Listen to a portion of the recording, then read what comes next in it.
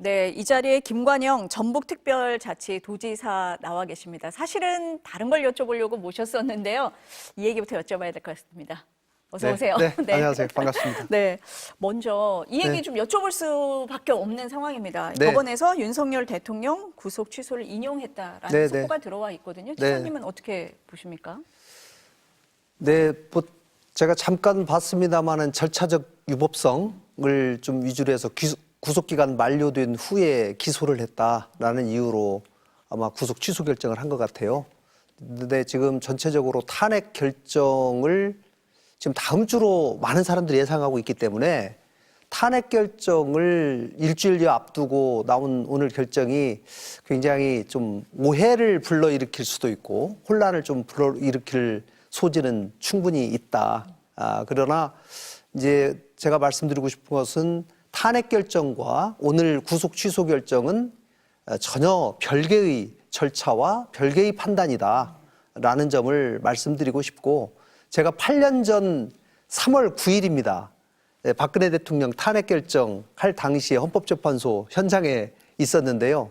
지금 8년 후에 똑같은 비슷한 상황이 벌어지고 있는데 아마도 다음 주에 윤석열 대통령에 대한 탄핵 심판은 인용이 되어서 그대로 파면 결정이 나오지 않을까, 저는 그렇게 예상을 합니다.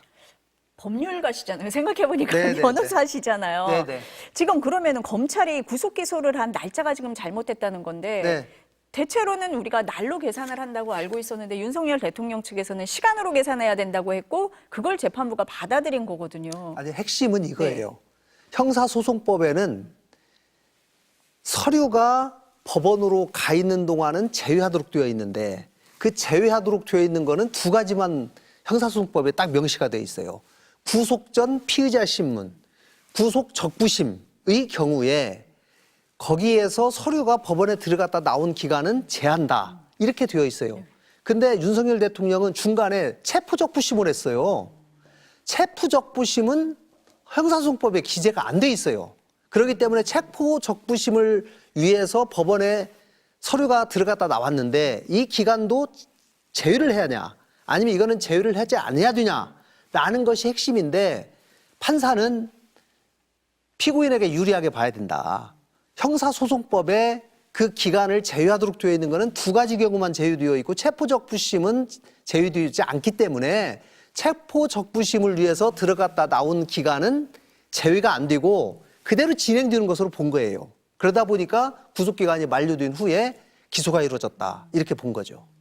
그러니까 날짜를 그 계산하는 거에 있어서 체포적부심이라고 명시가 안 돼 있기 때문에 네. 그 부분을 법원에서 어떻게 받느냐에 네, 차이가 네. 있었을 맞습니다. 수 있다라는 부분이에요. 형사소송법에 네. 명시적으로 나와 있는 것은 두 가지 케이스만 명시가 되어 있는데 체포적부심은 형사소송법에 기재가 안 돼 있으니까 이 경우를 어떻게 볼 것인가, 피고인의 이익으로 봐야 된다라고 본 거죠.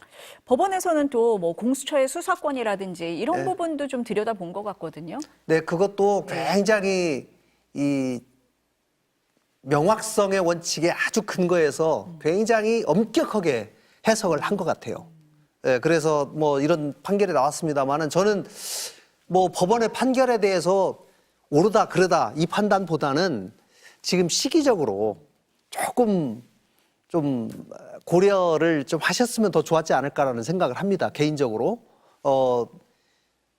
이 구속 취소에 대한 심판 청구가 굉장히 오래됐잖아요. 그러니까 신속하게 빨리 해주든가 아니면 지금 일주일 정도 남았는데 그 이후에 하든가 이렇게 해서 조금 조정을 하는 것이 좀 더 훨씬 대한민국에서 바람직하지 않았는가. 사실 법원도 법적인 문제를 판단하지만 그런 부분을 충분히 판단을 평소에 하는데 그 부분은 상당히 좀 많은 아쉬움이 있습니다. 지금 다음 주에 네. 탄핵 심판 선고가 있을 거다라는 전망이 많기 때문에 네. 형사재판과 뭐 탄핵 심판은 다르다고 하지만 네. 그래도 여론이라든지 뭐 여러 가지를 감안을 했을 때 좀 우려되는 부분이 있어서 이런 말씀을 하시는 것 같습니다. 윤석열 대통령이 이제 구속 취소돼 가지고 나오시면 과거의 전례로 보면 또 유튜브 방영해가지고 밖으로 혹시라도 또 탄핵 기각해야 된다라고 하는 많은 그 시위하시는 분들에게 격려하는 무슨 영상을 찍어가지고 보내지 않을까, 제가 좀 걱정됩니다, 사실은. 메시지를 옥중에서도 메시지를 냈는데 석방에 네. 대해서 나오면은 메시지를 본격적으로 낼 수도 있다. 뭐 이렇게 저는 보시는 지금 거예요? 대한민국의 가장 중요한 것은 탄핵 결정을 어떤 결정이 나오더라도 국민 모두가 특히 피시민인 대통령이 그 결정에 대해서 존중하는 발언과 탄핵 결정이 날 때까지 조용히 자제하는 그것이 지금 가장 중요한 시점이 아닌가 싶습니다. 맞습니다. 지금 양 진영이 굉장히 극단적으로 대립을 하고 있는 상황이라서요. 그런 게 많이 우려가 됩니다. 오늘 모신 본격적인 이슈로 들어가겠습니다. 네, 네. 이거 축하드려야 될 일인데요. 네, 그 네. 전북도가 2036년 하계 올림픽 유치에 도전할 국내 후보지로 선정이 됐어요. 네.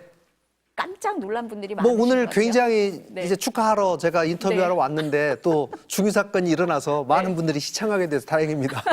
아, 그렇습니까? 네. 네, 네. 소감 어떠셨어요?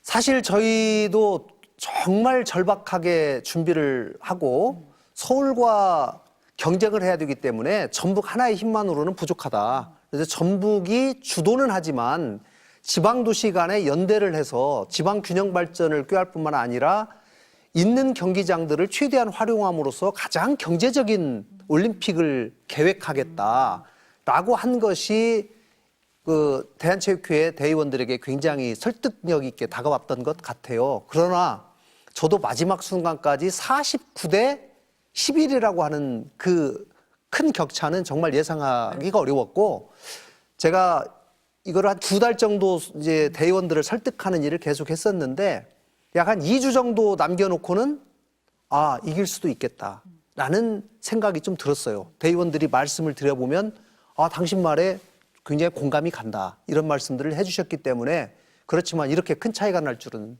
솔직히 좀 몰랐습니다. 다들 평가가 다윗이 골리앗을 이겼다 뭐 이런 얘기 많이 하는데 네. 그럼 서울을 이길 수 있었던 가장 큰 동력 뭐였다고 보시는 거예요? 저는 이제 올림픽 국내 예선도 중요하지만 본선에 가서 반드시 올림픽을 따와야 되기 때문에 IOC의 평가 기준에 서울이 더 부합하냐, 전북이 더 부합하냐, 우리가 더 IOC가 판단할 때 훨씬 더 높은 경쟁력을 갖고 있습니다 라고 하는 것을 미리 보여주지 않으면 심사위원들이 저희한테 표를 줄 리가 없지요. 그렇기 때문에 그 부분을 저희가 잘 만드는 것이 가장 1번은 주요했고, 저희는 이제 3가지를 봤어요. IOC가 올림픽 어젠다를 2020년에 바꿨어요. 그전에는 올림픽의 저주다 해가지고 올림픽 치르고 나면 시설비가 너무 많이 들어가니까 그러고 나서 적자가 많이 나요. 그러니까 도시들이 신청을 안 했어요. 2020년부터 야, 그러지 마라. 지방도시들끼리 연대하고 있는 시설 쓰고 가능하면 시설을 새로 신축하지 말아라. 이렇게 바꿨어요, 방침을. 그러다 보니까 최근에는 굉장히 많은 도시들이 신청을 하게 됐습니다. 그래서 저희도 IOC가 이렇게 입장을 바꿨다면 우리도 한번 해볼 만하다. 그래서 저희가 주도는 하지만 대구에는 세계 육상선수권대회가 열린 시설들이 그대로 다 있어요. 네. 광주에는 세계 수영선수권대회를 열은 시설들이 다 있어요. 육상이 전체 선수단의 20%, 수영이 전체 선수단의 13%예요. 그리고 나머지 광주에서 올해 또 양궁선수권대회가 열리고, 충청권에서는 2027년에 세계 유니버시아드 대회가 열리기 때문에 그것을 위해서 지금 많은 경기장들이 지어지고 있거든요. 네. 27년 이후에 뭐 할 거예요? 그거 같이 쓰자. 이렇게 해가지고 서로 연대를 해서 우리가 신축하는 경기장을 4개로 최소화시키고 가장 경제적인 올림픽을 치르겠습니다. 그리고 지방도시 간의 연대를 통해서 균형 발전을 이루겠습니다. 또 하나는 저희가 IOC가 가장 중요한 것이 환경 올림픽이거든요. 그래서 저희가 올림픽 시설에 필요한 특히 선수촌을 구성하는데 선수촌을 100% 목조 건축물로 짓겠다라고 했어요. 지금 전 세계적으로 목조 건축물이 굉장히 유행하고 크게 많이 보편화되어 있는데 우리나라는 사실 굉장히 미미하거든요. 40년 이상 목재가 되면 탄소를 흡수하는 능력이 떨어져요. 베어내고 거기다 새로운 나무를 심어야 되는데 베어내도 어디 쓸 데가 없으니까 지금 못 베어내고 있어요. 우리 전북 같은 경우는 무주 진안 장수, 동부 산악권에 나무가 엄청나게 많거든요.